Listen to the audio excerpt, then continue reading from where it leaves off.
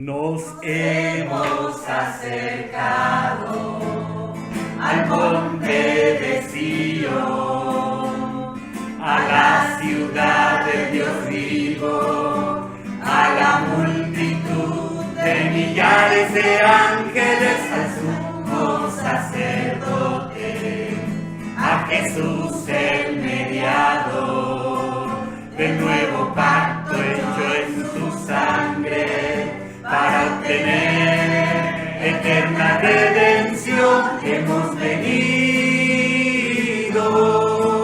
a Jerusalén,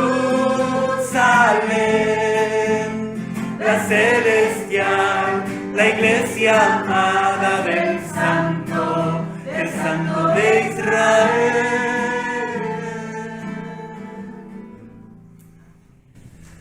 Gracias, Señor, por esta realidad. Gracias porque nos hemos acercado, Señor, a esta ciudad santa y nos seguimos acercando, Señor, a la nueva Jerusalén. Gracias, Señor, que tú eres nuestro sumo sacerdote que traspasó los cielos, Señor. En esta noche podemos venir por medio de ti a nuestro Dios y Padre, limpios por tu sangre, Señor. Oh, Señor, vivificados por tu Espíritu, iluminados por tu palabra.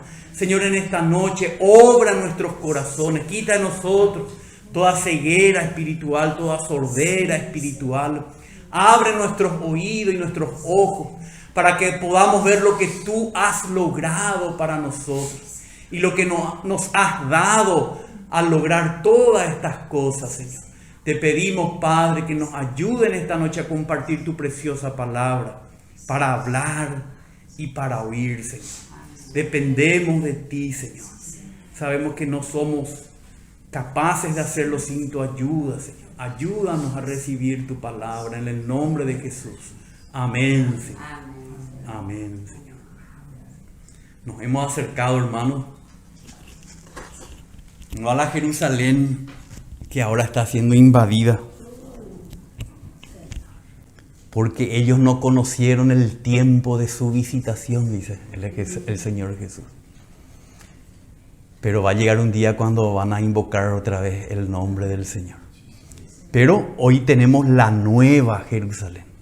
Hoy tenemos a nuestro verdadero y sumo sacerdote, que es el Señor Jesús. Y todo eso Él ofició en la cruz, ¿verdad? En la cruz Él logró tantas cosas para que nosotros hoy podamos experimentar el propósito de Dios en realidad. Así que hoy vamos a continuar con nuestro estudio. Entonces vamos a repasar un poquito lo que ya estuvimos viendo. Los logros de Jesucristo en su muerte. Primero vimos que Jesucristo en su muerte hizo posible nuestra reconciliación con Dios. Aleluya, ¿verdad?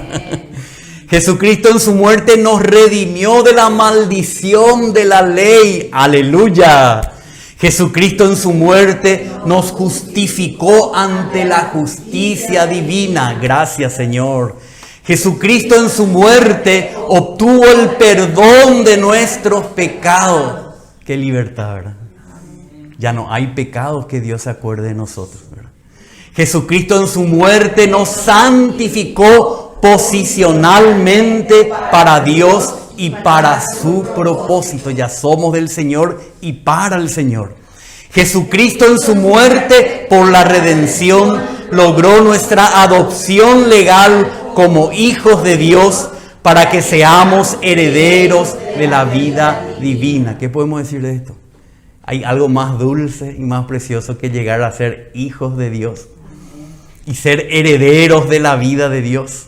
Jesucristo en su muerte aniquiló al viejo hombre de la vieja creación, anulando así el poder maligno del diablo. Un hermano dijo que cuando Jesús estaba en la cruz como la serpiente de bronce, fue como una trampa para Satanás.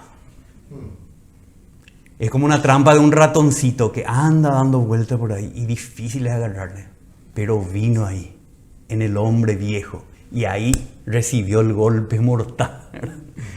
Cristo ahí aniquiló al viejo hombre. ¿Para qué?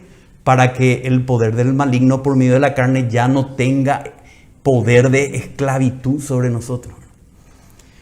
Jesucristo en su muerte puso fin a la ley ceremonial del antiguo pacto. Qué perfección del cumplimiento de la ley y los profetas en Cristo Jesús. Por eso muchos discuten, ¿existe Dios? ¿No existe Dios? ¿Cómo podemos comprobar que existe Dios? No, si vos sabés quién es Cristo y qué hizo Cristo, la excelencia suprema de su persona, tanto en su carácter, en su vida, en su obra, en el cumplimiento de toda la ley y los profetas. Esa es la verdadera prueba de que Dios estaba en Cristo para reconciliar al hombre consigo mismo. Entonces, Cristo debe ser nuestra indagación, Cristo debe ser nuestra experiencia, Cristo debe ser nuestro compartir. Y cuanto más conocemos a Cristo por medio de su palabra, la ayuda del Espíritu, más podemos exhibir a Cristo. Por eso estamos acá, para ser perfeccionados, para saber exhibir a Cristo y a la obra de Cristo, para que las personas sean atraídas a Él y sean salvos. Amén. Entonces hoy seguimos con el Evangelio de la Salvación, lección número 13. Y el punto que habíamos compartido, el punto 9 de la salvación jurídica en su muerte. Jesucristo en su muerte es el mediador de un nuevo pacto. Entonces vamos a ver que había un antiguo pacto y que Cristo vino a poner en vigencia un nuevo pacto, pero no solamente un nuevo pacto, con un nuevo testamento. Entonces, ¿qué es el antiguo pacto? Ese pacto que Dios hizo con el pueblo de Israel en el Sinaí, teniendo a Moisés como el mediador del antiguo pacto. ¿Y qué les legó? La ley de Moisés. No solamente los 10 mandamientos, sino todos los mandamientos que están en el antiguo pacto. ¿Y hasta cuándo estuvo vigente ese antiguo pacto? Hasta la cruz de Cristo. Entonces, por eso es importante también que digamos y entendamos que la Biblia, que quiere decir biblioteca, una colección de libros, ¿verdad? Biblia quiere decir biblioteca. ¿Qué es la Biblia? Decimos el Antiguo y el Nuevo Testamento, pero eso no es tan correcto, ¿verdad? Porque desde Adán hasta Moisés no era el Antiguo Testamento. Era el tratar de Dios de otras maneras por medio de los patriarcas, la promesa, muchas otras maneras de tratar Dios con el hombre. Pero desde Moisés en adelante, ni siquiera desde Abraham, sino que desde Moisés en adelante, cuando ellos salieron de Egipto y fueron al Sinaí, ahí recibieron la ley de Dios, ahí empezó, y podemos decir que tu Biblia empieza ahí, en el Éxodo empieza el Antiguo Testamento. El resto no es, se le llama nomás así para facilitar. Pero como el Antiguo Testamento va hasta la muerte del Cordero de Dios en el Calvario, tampoco Mateo, Marcos, Lucas y Juan, en su gran mayoría, no están todavía en el Nuevo Testamento, están todavía en el Antiguo Testamento. Porque Cristo cumplió toda la ley hasta su muerte, ¿verdad? Él cumplió la ley del antiguo pacto que nosotros no podemos cumplir para redimirnos de la maldición de la ley. Pero me entienden, ¿verdad? El Antiguo Testamento va desde Moisés hasta la cruz de Cristo. Entonces, cuando leemos el Nuevo Testamento, también tenemos que discernir, cuando le llamamos el Nuevo Testamento, Mateo, Marcos, Lucas y Juan, que ellos todavía estaban en el Antiguo Testamento, en la vigencia de la ley de Moisés, hasta que Cristo, ¿verdad?, puso fin al antiguo pacto en su muerte. Y ahí comenzó el nuevo pacto. Ahí Él promulgó el nuevo pacto con un nuevo testamento. Entonces tenemos que saber discernir esto, porque al hablarlas a las personas y de repente nos preguntan, tenemos que saber cómo contestar. Pero ¿por qué si en Mateo dice que tenemos que el diezmo y todas esas cosas? Todo eso son del antiguo pacto todavía. En el Nuevo Testamento ya esas cosas no se practican, ¿verdad? Por darle un ejemplo, nomás el templo estaba ahí, todos los rituales estaban ahí hasta que Cristo murió en la cruz. Claro que ellos quisieron seguir con ese antiguo pacto, ya cuando Cristo había cumplido todo, pero por eso Dios permitió que en el año 70 fuera destruido el templo, el sistema sacerdotal, el sistema de los sacrificios, por el Imperio Romano fue destruido y hasta ahora no hay templo en Jerusalén. Porque primero vino la sombra y luego vino la realidad, que es Cristo. Entonces hoy nosotros estamos en el Nuevo Testamento y el Evangelio nos habla del Nuevo Testamento. Punto número 1 dice así: Dios hizo un pacto. ¿Qué tipo de pacto? Condicional. ¿Con quién? Con el pueblo de Israel, que dependía de la capacidad del hombre para su cumplimiento. El antiguo pacto dependía de que el hombre lo cumpliera por su propio esfuerzo. Para que ese pacto, ¿qué es un pacto? Es un convenio entre dos partes que tienen derechos y obligaciones. Es un pacto, un acuerdo entre Dios y el pueblo de Israel, teniendo a Moisés como mediador. Pero la característica resaltante de este antiguo pacto es que era un pacto condicional. Si ustedes, entonces yo esto, pero si ustedes no, yo tampoco aquello. Así era el pacto, el antiguo pacto. Entonces vamos a leer en Éxodo 19:5. Ahora pues, si en verdad escucháis mi voz y guardáis mi pacto, seréis mi especial tesoro entre todos los pueblos, porque mía es toda la tierra. Entonces acá ya vemos que es condicional. Dice, si en verdad hay una condición, entonces si guardáis mi pacto, entonces seréis mi especial tesoro sobre la tierra. Hay muchos versículos que podemos compartir, pero algunos nos vamos a mirar. Deuteronomio 4:13. Acá Moisés está hablando al pueblo. Y él os declaró su pacto, el cual os mandó poner por obra. Esto es, los 10 mandamientos. Y los escribió en 2 tablas de piedra. ¿Dónde escribió? En las tablas de piedra.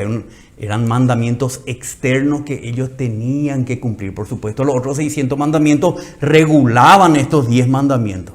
Pero esta era la constitución nacional del pueblo de Israel en su relación con Dios.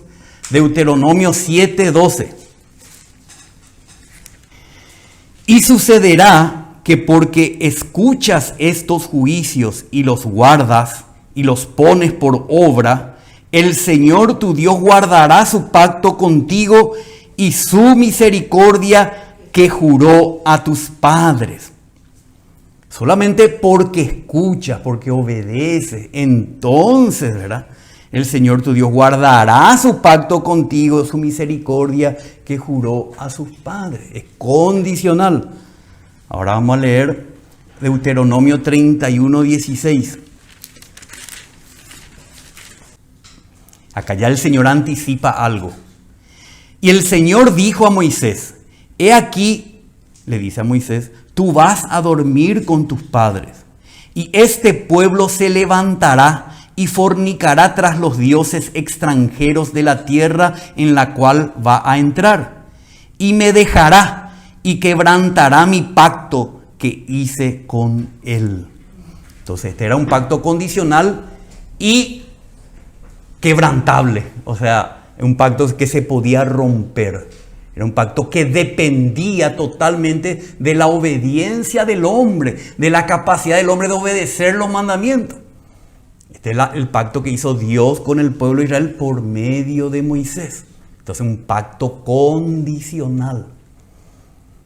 El punto 2 dice, el propósito, ¿por qué Dios hizo este pacto con los hombres como pueblo de Israel?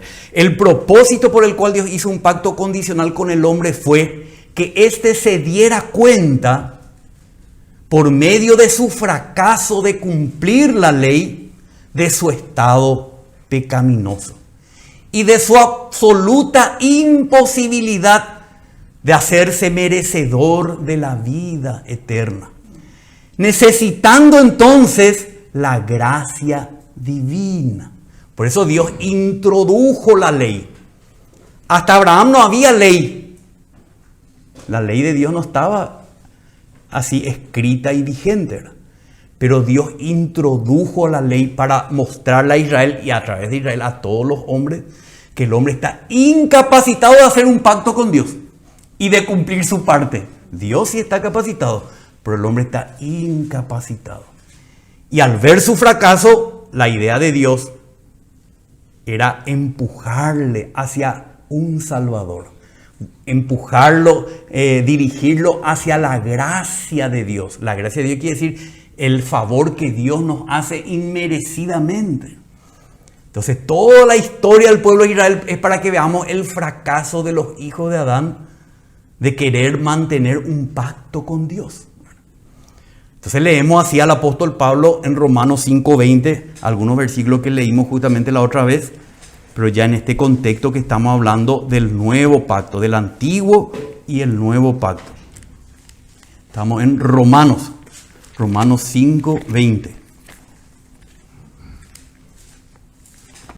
Y la ley se introdujo. ¿Quién la introdujo? Dios, por medio de Moisés. La ley se introdujo para que abundara la transgresión. Pero donde el pecado abundó, luego sobreabundó la gracia. Ese ya es el segundo, el nuevo pacto, el pacto de la gracia. Este es el pacto de la ley. Entonces la ley trajo la evidencia del pecado en el hombre. Abundó el pecado. Romanos 7:13. El 12. Así que la ley que Dios le dio, es santa. Y el mandamiento es santo, justo y bueno. Y Pablo se pregunta, entonces lo que es bueno vino a ser causa de muerte para mí. De ningún modo, al contrario, fue el pecado, a fin de mostrarse que es pecado, al producir mi muerte por medio de lo que es bueno, para que por medio del mandamiento el pecado llegue a ser en extremo pecaminoso. Entonces la ley vino a mostrarnos que el pecado es en extremo pecaminoso y que nosotros somos constituidos del pecado. No es que la ley es mala, al contrario, la ley es tan perfecta, justa y santa que enfrente a nuestro actuar, nuestro vivir, nos muestra cuán pecadores somos porque no podemos cumplirla. Gálatas 3:10. Porque todos los que son de las obras de la ley están bajo maldición, pues escrito está, maldito todo el que no permanece en todas las cosas escritas en el libro de la ley para hacerlas. Entonces la ley no viene para que la cumplamos. La ley viene para maldecir al hombre, hablar mal del hombre en su estado pecaminoso. Mostrarle al hombre su estado pecaminoso y su absoluta incapacidad de merecer la comunión con Dios de la vida divina y eterna. Romanos 4:15. Porque la ley produce ira. La ley no produce alegría, bienestar en el corazón de Dios. No, la ley produce ira. Pero donde no hay ley, tampoco hay transgresión. Entonces, porque hay ley, hay transgresión. Y porque hay transgresión, hay ira. ¿Verdad? Segunda de Corintios 3:7. Acá Pablo está comparando el antiguo y el nuevo pacto, ¿verdad? Y dice, y si el ministerio de muerte, así le llama Pablo, cuando le oían los judíos incrédulos, le querían luego matar, ¿verdad? Porque le llama a la ley de Moisés un ministerio de muerte. Imagínense. Dice, y el ministerio de muerte grabado con letras en piedras, si este fue con gloria, de tal manera que los hijos de Israel no podían fijar la vista en el rostro de Moisés por causa de la gloria de su rostro que se desvanecía. Bueno, ahí entra ya el nuevo pacto. ¿No será aún con más gloria el ministerio del Espíritu? Entonces, ¿cómo le llama Pablo a la ley de letras? Ministerio de muerte. Así que si ustedes quieren ser justificados por las obras de la ley, están en la muerte. Les mata la ley. Deuteronomio 4:1. Ministerio de muerte. Ahora pues, oh Israel, escucha los estatutos y los juicios que yo os enseño para que los ejecutéis, a fin de que viváis y entréis a tomar posesión de la tierra que el Señor, el Dios de vuestros padres, os da. Si ellos cumplían los mandamientos, no iba a ser una ley de muerte, porque la ley es santa, pura y perfecta, pero por causa de la pecaminosidad del hombre es un ministerio de muerte, porque no podemos cumplir los estatutos y los mandamientos de Dios. Gálatas 3:21. ¿Es entonces la ley contraria a las promesas de Dios? De ningún modo, porque si se hubiera dado una ley capaz de impartir vida, entonces la justicia ciertamente hubiera dependido de la ley. Acá Pablo nos dice, la ley que Dios le dio al pueblo de Israel le requería cosas, pero no le impartía la vida para que puedan cumplir esos mandamientos. Si cumplían, iban a vivir en la tierra que Dios les dio, pero la ley no les suministraba la capacidad. Es una ley que al final suministraba condenación y muerte. No era capaz de impartir vida. Romanos 7, 9 y 10. Y en un tiempo yo vivía sin ley, pero al venir el mandamiento, el pecado revivió y yo morí. Y este mandamiento que era para vida, acá saca de Deuteronomio 4, que era para vida, este mandamiento que era para vida, a mí me resultó para muerte. Porque el pecado, aprovechándose del mandamiento, me engañó y por medio de él, del pecado, me mató. Entonces, la ley externa es para muerte, porque yo no puedo cumplirla. Fue para vida. Inclusive en Adán, Dios le dio un mandamiento que no eran los 10 mandamientos y la ley de Moisés, pero Dios le dio un mandamiento que si ellos cumplían, iban a recibir la vida de Dios. Pero no pudieron cumplir. Cayeron en el pecado y ahí ya el hombre ya no pudo cumplir la ley de Dios. Entonces toda ley de Dios en el antiguo pacto antes de la venida de Cristo es para muerte. Gálatas 3:23. Entonces acá Pablo nos explica que todo esto tenía una finalidad. Y antes de venir la fe, estábamos encerrados bajo la ley, confinados para la fe que había de ser revelada. De manera que la ley ha venido a ser nuestro ayo para conducirnos a Cristo, que es la gracia de Dios, a fin de que seamos justificados por la fe. Entonces esta ley fue dada por Dios a su pueblo y a través de ello vemos para resaltar el pecado del hombre y la incapacidad del hombre de que por su propio esfuerzo va a cumplir y va a ser merecedor de la vida de Dios. Entonces ella nos conduce a Cristo, nos empuja a la gracia de Dios en Cristo Jesús. Bueno, ahora, el pueblo de Israel, dice el punto 3, el pueblo de Israel no cumplió con el pacto que hizo con Dios. Y por lo tanto, Dios prometió hacer con el hombre un nuevo pacto. Un pacto de paz, un pacto eterno, que no dependiera de la capacidad del hombre, sino absolutamente de la capacidad de Dios. Aleluya, esa es la gracia de Dios. Y ese es el nuevo pacto. Un pacto que Dios hizo con el hombre por medio de Jesucristo. No solamente por medio, a través de lo que logró Cristo.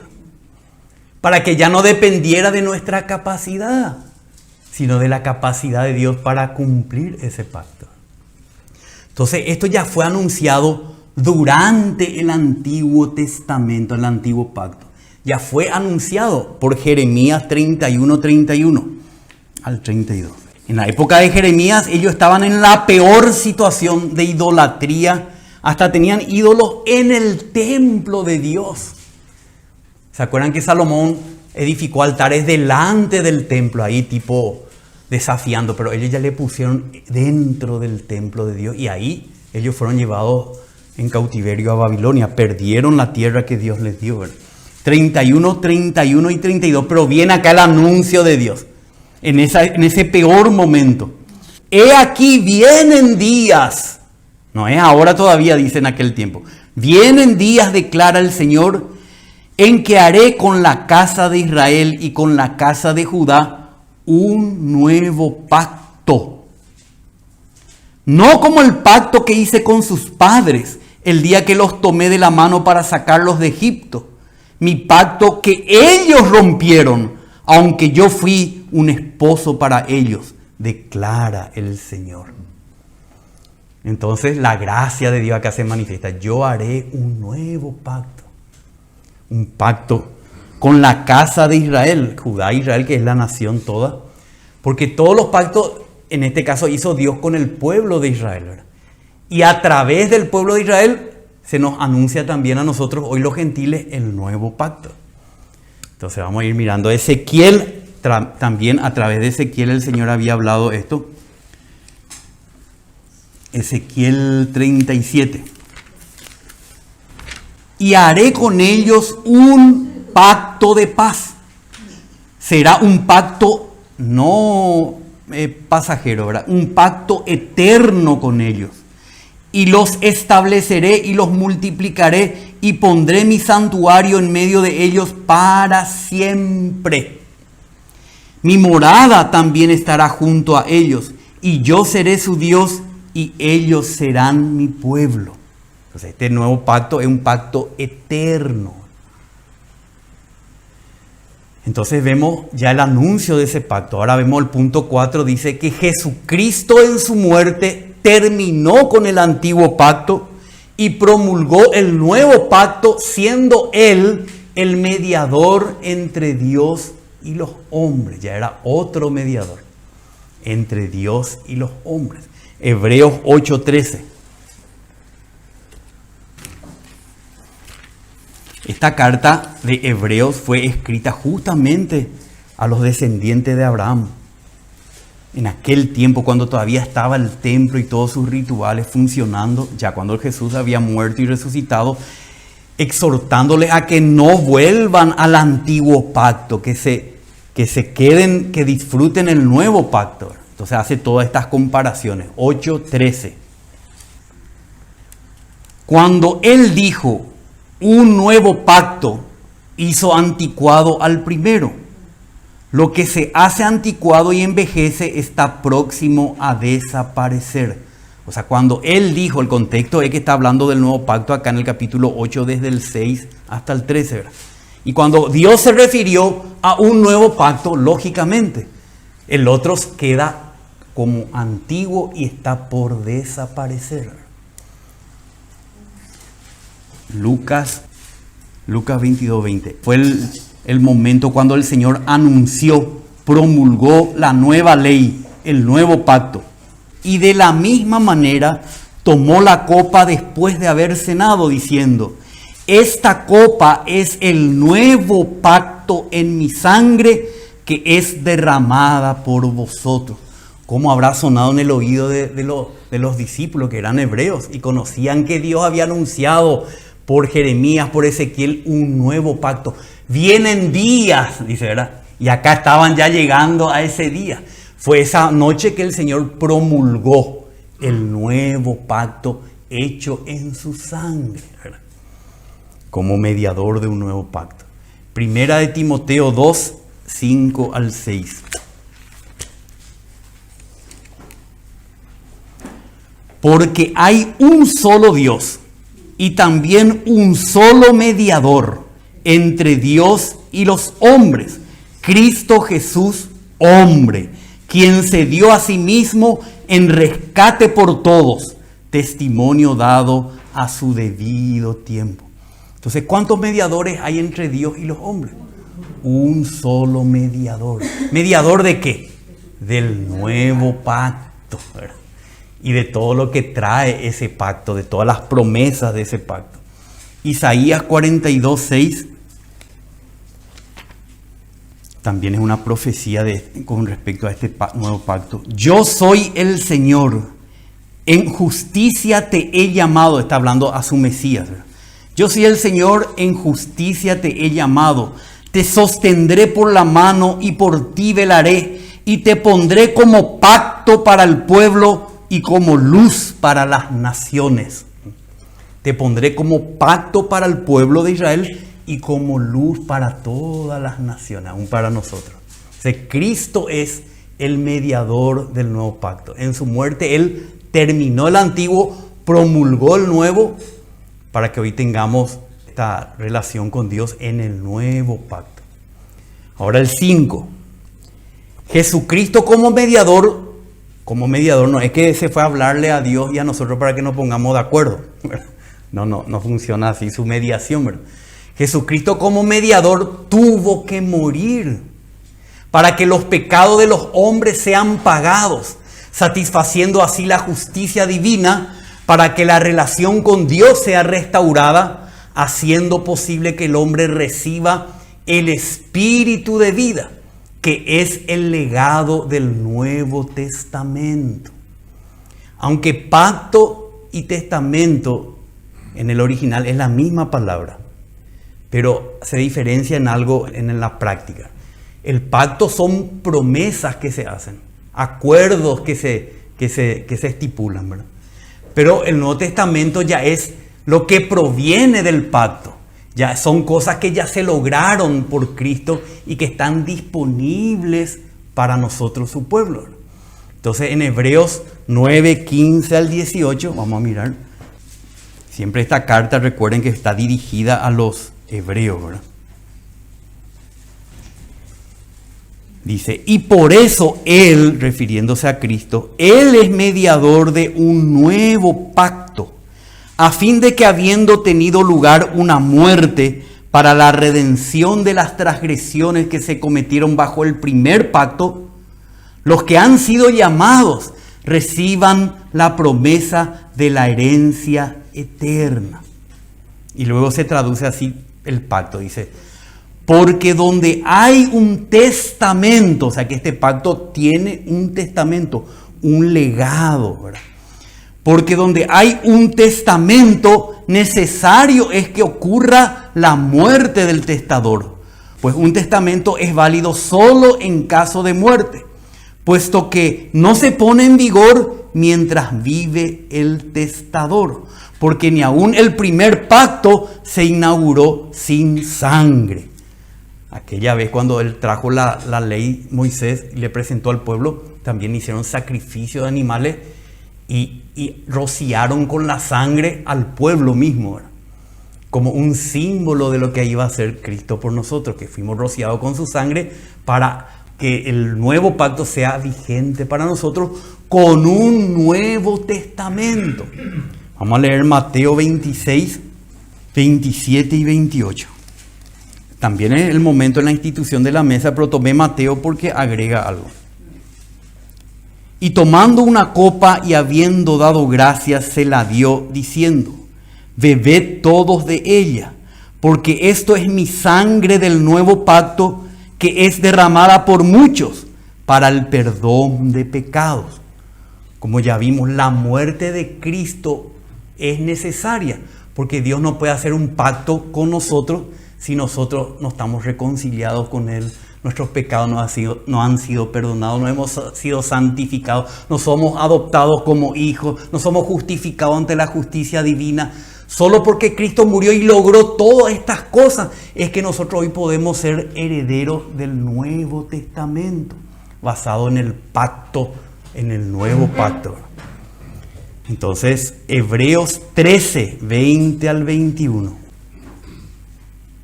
Y el Dios de paz, que resucitó de entre los muertos a Jesús nuestro Señor, el gran pastor de las ovejas, mediante la sangre del pacto eterno.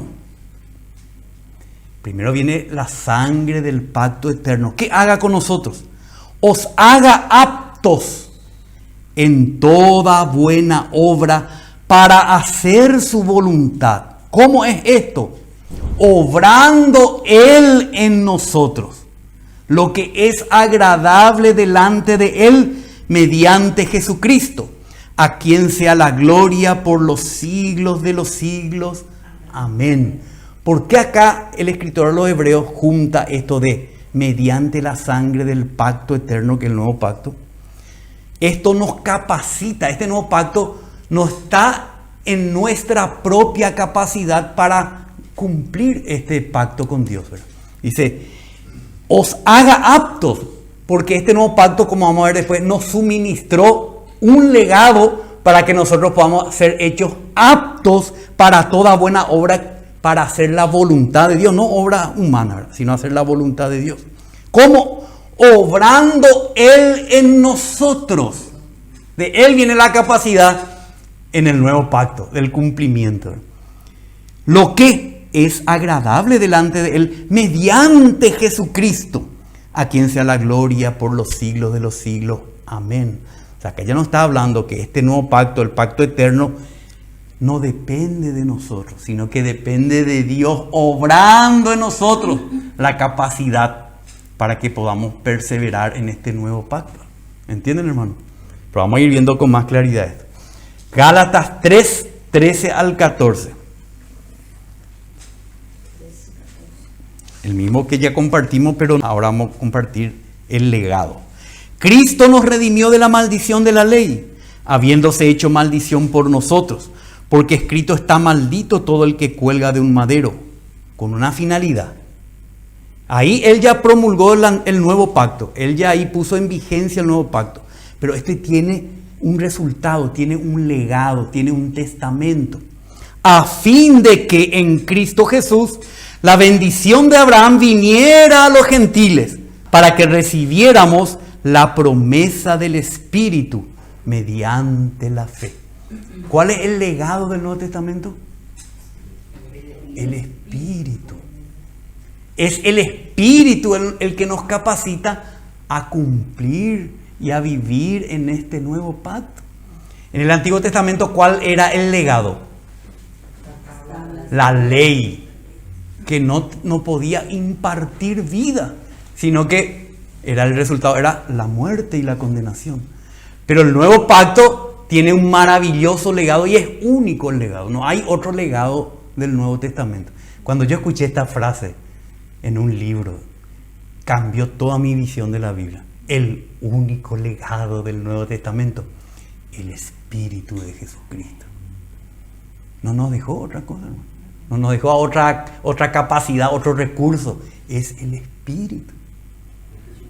Como dice Pablo, ¿verdad?, que así cumpliréis los requisitos de la ley si andáis conforme al Espíritu. No conforme a la fuerza de la carne, sino conforme al Espíritu. Y si nosotros cada día no experimentamos el Espíritu, no podemos agradar a Dios, ¿verdad? Y si queremos hacerlo por la fuerza de la carne, estamos en el antiguo pacto bajo condenación y muerte. Esa es nuestra realidad, ¿verdad? Entonces, el único legado del Nuevo Testamento es el Espíritu. Ahora vamos a leer 2 Corintios 3:6. Acá están hablando los apóstoles.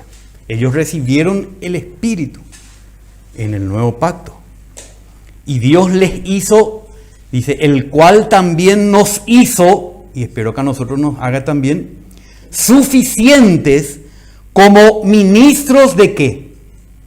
De un nuevo pacto. No de la letra, hermano, sino del Espíritu. Porque la letra mata, pero el Espíritu da vida. Aleluya. Este es el nuevo pacto, hermano. El Señor nos hizo suficiente como ministros. Ministro es servidor, no es el que se sirve de. Ministro es el que sirve. ¿Qué le vamos a servir nosotros a nuestros hermanos y a los incrédulos? No la ley de letras. No el antiguo pacto, sino el Espíritu. Porque la letra le mata, pero el Espíritu le da vida. ¿Qué vida? No la vida humana, la vida divina y eterna. El Espíritu nos capacita a experimentar la vida divina y eterna en nuestra vida humana, en nuestra nueva vida humana. Porque el antiguo hombre no puede soportar la vida divina. Amén. Entonces, este es el legado. El espíritu de vida es el legado del Nuevo Testamento que también nosotros tenemos que impartir a otros.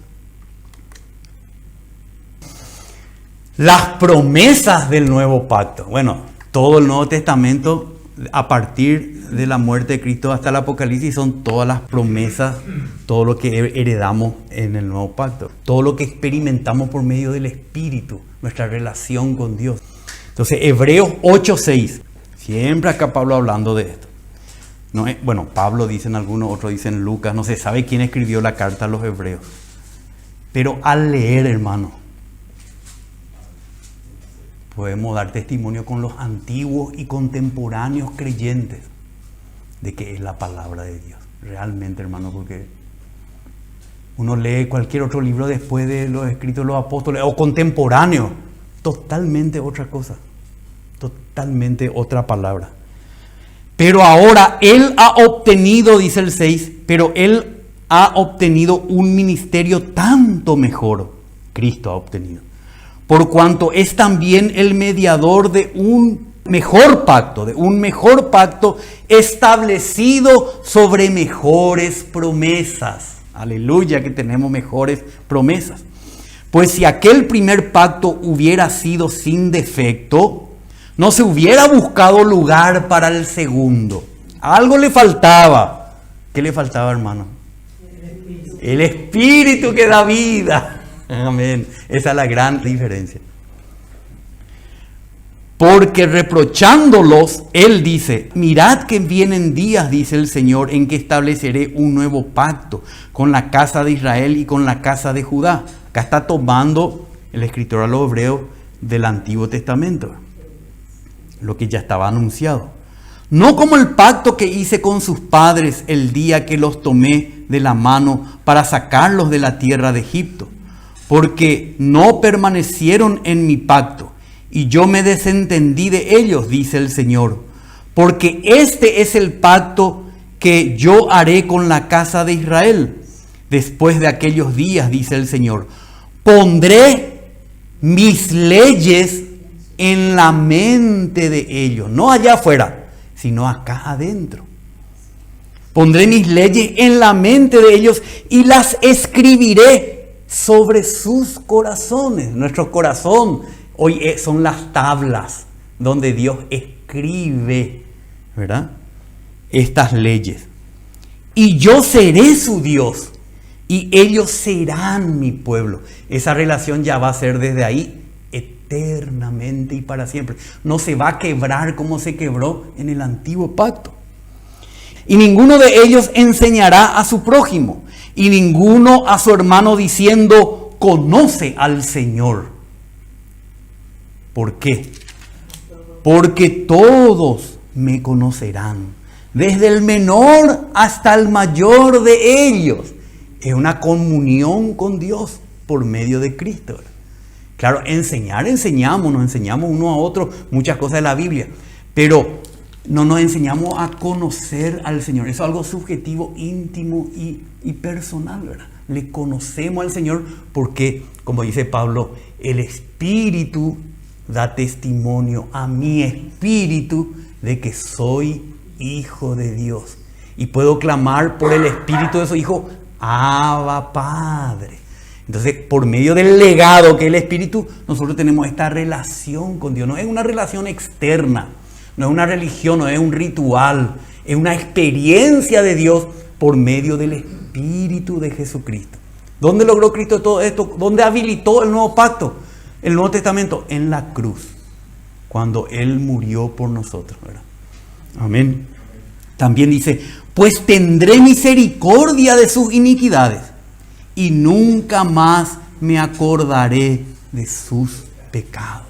Él cubría nomás ante el Antiguo Testamento, cubría los pecados del pueblo, los amontonaba. Por eso dice que en el nuevo pacto Cristo vino a pagar los pecados que se cometieron bajo el primer pacto. El primer pacto no limpiaba, no quitaba, no expiaba los pecados del hombre. Pero el de Cristo sí hizo que Dios, dice acá, nunca más se acuerde de nuestros pecados. Cuando Él dijo un nuevo pacto, hizo antiguo al primero. Amén. Entonces este nuevo pacto, como está escrito ya en el anuncio anterior, es este pacto el que haré con la casa de Israel. Como ya dijimos, cuando el Señor estaba en la tierra, ¿se acuerdan que decía, yo no vine sino a las ovejas perdidas de la casa de Israel? Porque vino una mujer extranjera sirofenicia que le pedía que le sane a su hija que estaba endemoniada. ¿Se acuerdan? Y el Señor le dice, no, yo no he venido sino a la casa de Israel. Pero ella le dice, pero aún los perrillos comen de las migajas que caen de la mesa de sus amos. Se sorprendió, dice el Señor ahí, y le sanó también. Ya anticipó, ¿verdad?, el nuevo pacto, incluyendo también a los gentiles, para hacer luz de los gentiles. Entonces, por eso el pacto, siempre el pueblo de Israel es los herederos de los pactos y las promesas. Si nosotros somos injertados en el pueblo de Israel, ¿verdad?, entonces nosotros gozamos de la savia del olivo, ¿verdad? ¿Y quiénes son los que primero creyeron en Cristo? Eran hebreos. Los que no creyeron en Cristo fueron desgajados. Y los judíos, Pedro, Pablo, Jacobo, que creyeron en Cristo, fueron ahí incluidos en el árbol del olivo, ¿verdad? Y después los gentiles que creyeron fueron injertados en el olivo. Nosotros los olivos silvestres.